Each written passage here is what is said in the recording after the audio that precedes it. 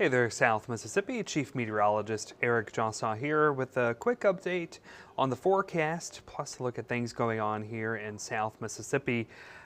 Starting off first, of course, it's no big secret that it has been very dry across South Mississippi.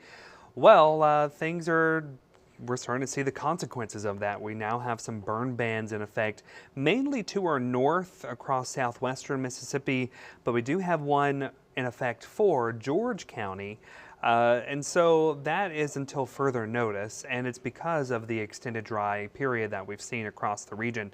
Now, do note that the rest of South Mississippi, Pearlstone, Hancock, Harrison, and Jackson counties, not under the burn bans. However, since things have been so dry over the past several weeks, it's probably best to avoid any outdoor burning. The latest drought monitor, so the drought monitor comes out every Thursday, and it assesses the rainfall across the country, including here in South Mississippi. So this map is a little outdated. We'll be getting an updated version of this tomorrow. I would not be surprised if that drought area or the moderate drought conditions expand in coverage across South Mississippi, because things have been dry for the month of October. October is typically our driest month, but even for our driest month, things have been running below normal. In fact, rainfall at Moss Point at Trent Lott is about just over 2 inches below where it should be for the month. We should, by now, by October 23rd, have picked up 2.82 inches. We've only picked up just over a half an inch of rain at Trent Lott and Moss Point. And you go over to Gulfport Biloxi International, for the month, as of October 23rd, we should have picked up close to 2.83 inches of rain. Well, we've only picked up 0.15, so 0.15 of an inch of rain. So drought conditions are expanding across the region. A look at our monthly average rainfall throughout the year. You can see how July stands out as our wettest month, and that makes sense. You think of July, of course, it's summertime. We get those heavy downpours that are really efficient rainfall makers. And yes, typically June, July, and August are our wettest months here on the coast.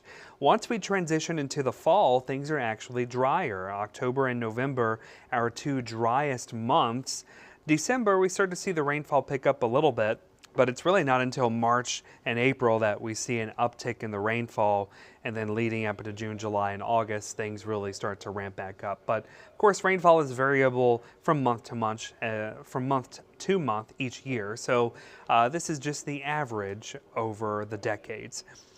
Tonight, it's a quiet night here in South Mississippi. Looking outside of the Hancock-Whitney Bank Tower cam in Gulfport, looks pretty quiet this evening. Our temperature is sitting at 73 degrees. We got calm winds, and our dew points are in the 60s, so that's a little bit higher than what they have been over the past couple of days or so. So we've seen the moisture increase a little bit, and that may lead to some patchy fog overnight tonight. So just be aware of that. Not expecting it to be widespread, but we're just kind of getting into that season where fog is more common this time of the year in the mornings. As far as the radar this evening, not much going on. Things are pretty quiet here in South Mississippi and across the region. When you look at the water vapor, this is a really useful tool for kind of seeing the upper air pattern. And you can see that there's a big ridge of high pressure that's centered over North Texas or South Texas and North Mexico. The clockwise flow around that, we're kind of on the outer edge of that, the northern edge. High pressure in the mid-levels is a lot of sinking air, so that suppresses any chance for showers and thunderstorms. And that's sort of why we've been dry for the last couple of days and really over the past couple of weeks. Tomorrow morning will be another pleasant start. Temperatures starting out in the 50s, and then we're climbing into the 80s by the afternoon. Rain chances are pretty much out of the picture. Plenty of sunshine throughout the day. Here's a look at our low temperatures tomorrow morning. And you'll notice some areas getting down into the mid-50s, upper 50s, and maybe some low 50s. This time of the year, when we have clear skies and very dry air, we maximize what we call radiational cooling.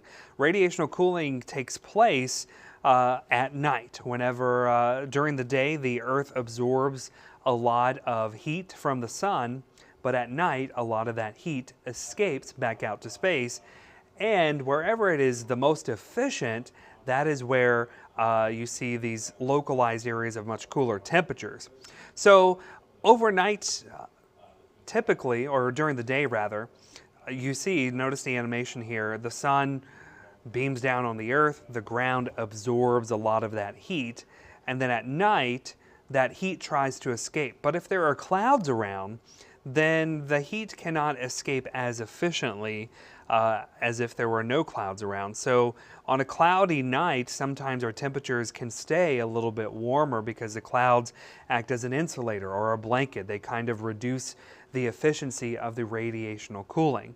Versus a clear night, if there are no clouds around and the winds are calm, then you get maximized radiational cooling, where all that heat that's absorbed during the day escapes out into space, and we see these localized areas of much colder temperatures. The one thing to note, again, I mentioned the wind. In order to have maximized radiational cooling, light winds, dry air, and clear skies are the main ingredients for that. If you have wind going on, that actually tends to mix up the atmosphere and keeps our temperatures a little bit warmer during the day.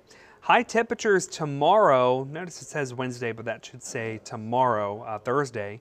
High temperatures back into the mid to upper 80s. Some spots could see some 90s across the area, so it is going to be another warm day. Our high temperature this time of the year should be in the upper 70s, so temperatures will be running well above normal once again tomorrow.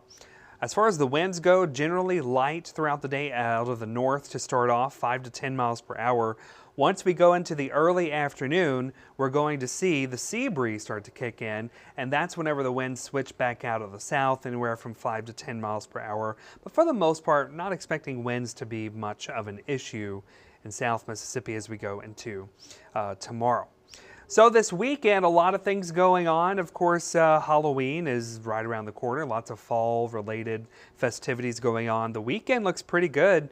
Each morning, a cool morning in the upper 50s to low 60s. Highs generally in the mid to upper 80s, so some hot afternoons. If you want to go to GulfCoastWeekend.com, that's where we have a list of all the fall festivities going on, from hay rides to haunted houses, things that are happening along the Gulf Coast. Go to GulfCoastWeekend.com. A lot of that is local and related to here in South Mississippi.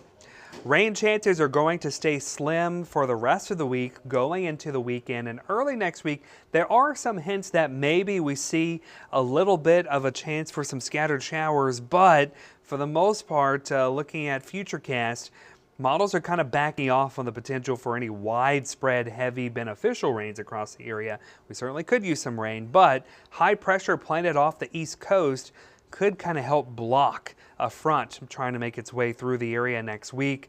If that's the case, that would keep the better forcing for showers and storms mainly to our north.